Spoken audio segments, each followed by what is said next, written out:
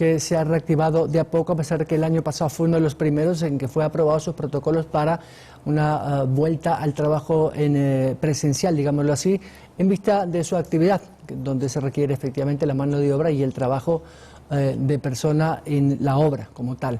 El sector de la construcción tuvo una caída muy fuerte. Desde el año 2016 ha intentado recuperarse, sin embargo, pues diferentes temas han hecho que el crecimiento no necesariamente se ha sostenido y en el último año evidentemente un declive.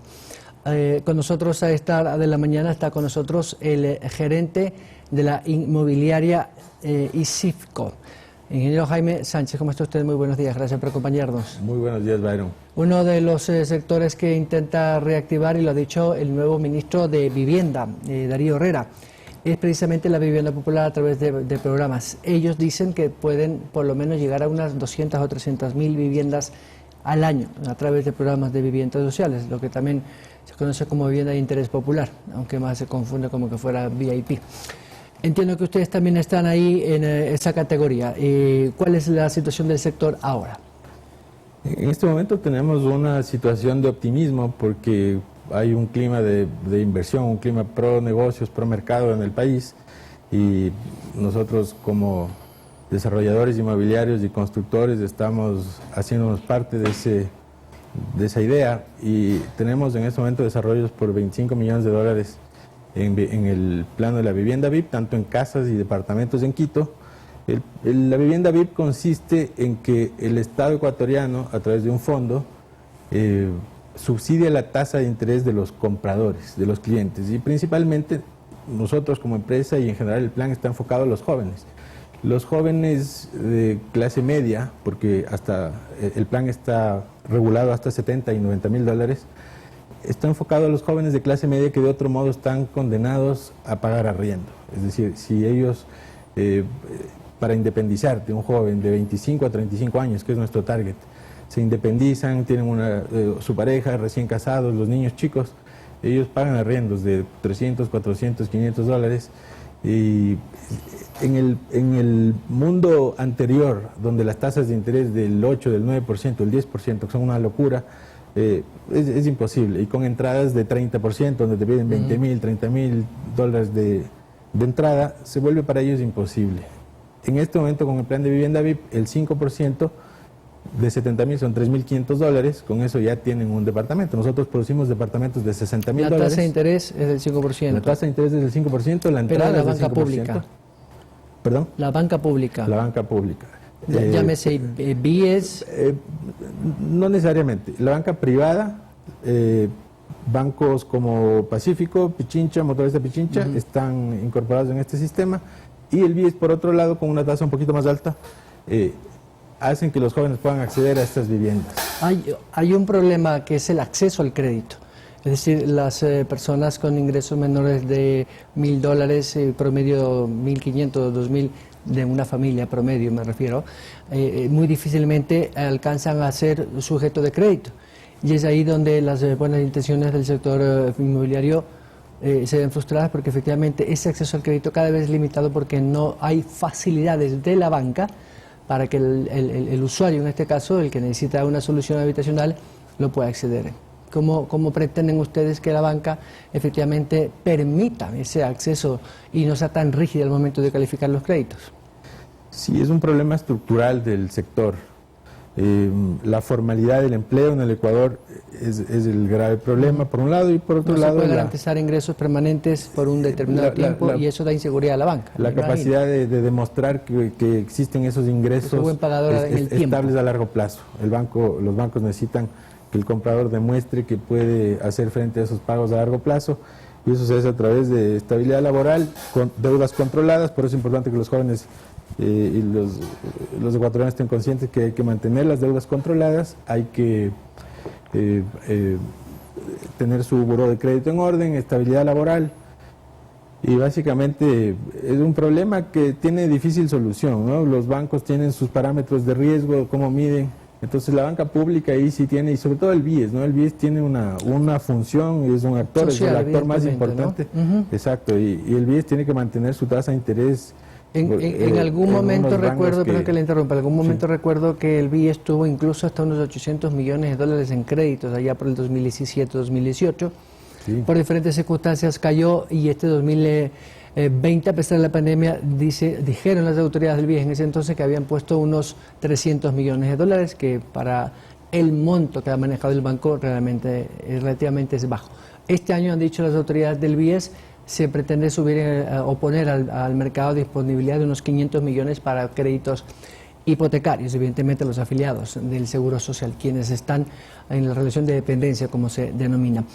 Sin embargo, eso de las tasas de interés, incluso hubo una pequeña discrepancia que le costó el puesto al entonces gerente general del banco, de 5 o 4.8, si no me equivoco. De 5.99 a 6.7. Exactamente. Entonces eso generó cierto malestar y no sé si eso alteró un poco la dinámica de la estructura de negocios.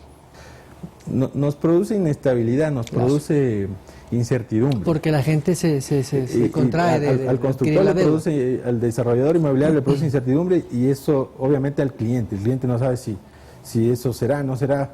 En este momento tenemos ese problema. No sabemos, el BIES va a mantenerse, va a subir, en fin. Es importantísimo que la tasa de interés se mantenga en niveles competitivos y al alcance de las personas, porque tasas de interés del 10-11% con la banca privada, eso mata, digamos, el desarrollo inmobiliario. Tasas más cercanas al 5%, por debajo del 5% serían lo ideal, y el BIES debería mantenerse en esos márgenes y rentabilizarse a través de otras inversiones. ¿Cuánto influye en el resto del sector financiero para inmobiliarios que el BIES pueda dar una tasa baja? Eso hace que las demás empresas financieras, llámese bancos o mutualistas, también tengan que bajar el costo. Absolutamente. Recuerdo en el año 2005, es un actor importante me parece, lo que haga el banco. El banco, correcto. El banco y otro banco que, a pesar de tener estructura privada, es banco público, el Banco Pacífico. Del Pacífico, así es. Fue el Banco Pacífico en el año 2005, recuerdo. Bajó una tasa, que puso una tasa de 7% y todo el mercado que tenía tasas incluso de 14 y 17% llegaron a niveles de 9. Entonces, sí, un actor importante público como el BIES sí tiene una herramienta de poder manejar la tasa de interés hacia abajo. Esto produce mucha construcción, mucha vivienda, y eso es un efecto dinamizador enorme dentro de la economía. Es positivo para el país, es positivo para la gente que accede a vivienda. Entonces realmente sí hay que tener el foco puesto ahí. Hacemos un llamado a las autoridades, nuevas autoridades, y sobre todo en el BIES, que al parecer todavía no tiene una nueva autoridad, que la tasa de interés hipotecaria es una ficha muy importante y necesita mantenerse, incluso bajarse para ser competitiva con la tasa de BIP. ¿Han tenido como sector inmobiliario en general, como constructores, algún acercamiento al nuevo ministro Herrera de Vivienda, que tiene un plan, incluso fondos de un fideicomiso para vivienda popular, precisamente, vivienda por debajo de los $90.000? ¿Conocen algo ustedes de esto? Sí, hay apertura de parte del nuevo gobierno a estar cerca de los desarrolladores inmobiliarios, los constructores, y entiendo que a través de ciertos gremios hay el acercamiento. Entonces estamos optimistas, pensamos que eso se va a mantener. Hay planes, hay una nueva ley que se está discutiendo de vivienda social, y la idea del gobierno es facilitar las cosas para los constructores, para que haya producción de vivienda para los jóvenes, y los jóvenes estar atentos a estos planes de financiamiento económico, acercarse a los proyectos, acercarse en el internet. Uno puede encontrar, ¿no es cierto?, toda la oferta, y reemplazar su arriendo por una cuota hipotecaria de largo plazo y tener su vivienda propia. Este rato pensamos en todo el país hay desarrollo de proyectos. Nosotros en Quito tenemos lo que más hay es oferta, proyecto importante, pero no hay mucha demanda, así es. Así es, sí.